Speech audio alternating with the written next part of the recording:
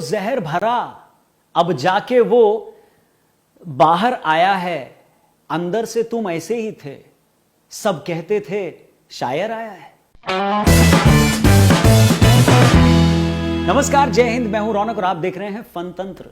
ये शेर तो बता ही दिया होगा कि बात मुनव्वर राणा साहब की होने वाली है।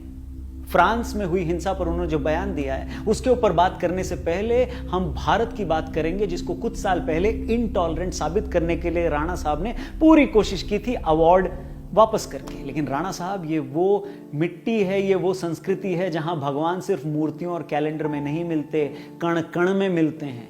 यहां के लोग पेड़ को भी नमन करते हैं क्योंकि उसमें भी भगवान देखते हैं, नदी को भी नमन करते हैं क्योंकि उसमें भी भगवान को देखते हैं, बंदर में भी, हाथी में भी, सांप में भी, धरती में भी, फूल में भी, पत्थर में भी, राष्ट्र में भी और गाय में भी भगवान को देखते हैं। यानी इन सब के सामने भी हमारा हाथ जुड़ता है, उठता नहीं। और काटने की तो बात ही छोड़ दो। मां बाप के कार्टून की बात सुनकर आप भड़क जाते हो, लेकिन वही गाय जो माता समान है, जिसको अगर लोग काट दें तब आपको बुरा लगता है क्या? Just asking. वो गाय मां के बाद जिसका बच्चे सबसे ज्यादा दूध पीकर बड़े होते हैं, उनके कटने पर आपको बुरा लगता है क्या? Just asking. वो गाय जिसको खुद से पहले हम रोटी खिलाते हैं, त्योहार में बच्चे से पहले उसको तिलक लगाते हैं, उसके कटने पर भी आपको उतना ही बुरा लगता है क्या? Just asking. क्या वो गाय आपके लिए मां नहीं है या सिर्फ भोजन है?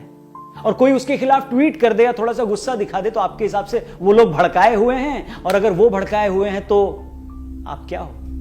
और इतने सब के बाद भी इस देश में इतनी शांति से रह रहे हो, जो बकना है बक रहे हो, फिर भी आपको देश इंटॉलरेंट कैसे लगा रहे हो चचा? क्योंकि तब भी इंटॉलरेंट आप ही थे, और आज भी दुनिया देख रही है कि इंटॉलरेंट कौन हुआ जा रहा है। इसलिए आजकल शायर मुनव्वर राणा और देशवासियों के बीच मिर्जापुर के वही वाले चचा और मुन्ना भैया वाला रिश्ता चल रहा है।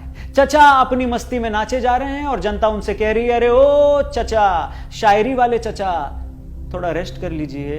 लेकिन मुनव्वर चचा हैं कि मान ही नहीं रहे। वैसे मुनव्वर चचा जिंदगी भर गाते रहे कि हमारे तो सिर्फ घर के बर्तनों पर ISI लिखा है, और हम सब मानते भी रहे। लेकिन अच्छा लगता कि अगर ये गर्दन कटने वाला जोश चचा को मुंबई हमलों के बाद कसाब के लिए भी आया होता तो इनका हमको जल्दी पता चल जाता। अच्छा लगता कि इतना गला काटू जोश चचा को मुंबई में बम ब्लास्ट करके भागे दाऊद इब्राहिम के लिए भी आया होता तो इनका थोड़ा हमको जल्दी पता चलता। अच्छा होता काश कि चचा की आंखें कश्मीर में लाखों पंडितों को घर छोड़कर भागने पर मजबूर करने वाले आतंकियों के लिए भी लाल हुई होती। काश चचा पान खाते खाते पाकिस्तान बांग्लादेश के हिंदुओं के, जिनके मंदिरों को तोड़ने की खबरें रोज आती हैं, उन तोड़ने वालों के लिए भी अगर चहक उठते तो थोड़ा इनके बारे में जल्दी पता चलता। कार्टून पर गला काटने का समर्थन करने वाले मुनव्वर राणा, जरा ये बताएं कि क्या जब मकबूल फिदा हुसैन ने हिंदू देवी देवताओं की अश्लील तस्वीर बनाई थी तो क्या चचा मकबूल फिदा हुसैन की तरफ तलवारें लेकर दौड़े थे क्या किसी ने देखा था उनको दौड़ते हुए? हैं? तलवारें छोड़ो, चचा ने इन घटनाओं के बाद क्या कोई अवार्ड लौटाने की कोशिश करी? और बात करते गर्दन काट देंगे। बहरहाल मुनव्वर चचा तो वही कर रहे हैं जो उनसे उम्मीद है, लेकिन हमारे फ्रीडम ऑफ एक्सप्रेशन के चैंपियंस कहां हो बे? दिखाई नहीं दे रहे हो बे? जिनके सामने आदमी अगर राम राम जी ये करके अगर एक दूसरे से बात भी कर लेना तो वो फौरन ट्वीट कर डालते हैं कि देश में फांसीवाद आ गया है, वो देखो राम राम कर रहा है। जिनके सामने आदमी अगर शंख भी बजा देना तो खैर जाने दो। जिनके ज्ञान की जो धारा है वो रक्षाबंधन से दिवाली और होली से लेकर नवरात्रि को क्रिटिसाइज करने में धारा प्रवाह बहती रहती है, ऐसे हमारे फ्रीडम ऑफ एक्सप्रेशन और लिबरल वैल्यूज के जो चैंपियन हैं, जो एथिस्ट बनकर नाटक करके हमारे देवी देवताओं का मजाक बनाते आए हैं, वो अचानक से धार्मिक सेंसिटिविटीज की बात करने लगे हैं। चुल्लू भर पानी ले लो, भारत तेरे टुकड़े होंगे से लेकर हिंदुत्व की कब्र खुदेगी जैसे नारे लगाने वालों को अचानक से याद आ रहा है कि फ्रीडम ऑफ स्पीच की एक सीमा होती है। चुल्लू भर पानी ले लो। हमारे देश के तमाम दोगले लिबरल्स जो MF हुसैन से लेकर ओवैसी तक के घटिया बयानों को जस्टिफाई करते आए हैं, वो एकदम से यू टर्न मार के जमीन में सर गाड़े शुतुरमुर्ग बन रहे हैं। और फिर जब चुनाव आते हैं और लोग इनके समर्थक नेताओं के खिलाफ वोट करके आते हैं तो यही लोग छाती और दीवार से मार के चूड़ी तोड़कर ये कहते हैं कि EVM हैक हो गया, चुल्लू भर पानी ले लो। और देखो भैया, ऐसा है ना कि इज्जत है तो सबके देवी देवताओं की है, सबके भगवानों की है, सबके पैगंबरों की है। कार्टून गलत है तो सबके ही गलत हैं, लेकिन ये जो तुम्हारा सिलेक्टिव दोगलापन है ना, यही इन मुद्दों के बढ़ जाने का सबब है। हम फिर से क्लियर कर दें, हम कार्टून का समर्थन नहीं कर रहे हैं, हम सिर्फ अपने बुद्धू जीवियों के दोगलेपन को बोल्ड एवं कैपिटल में हाईलाइट कर रहे हैं।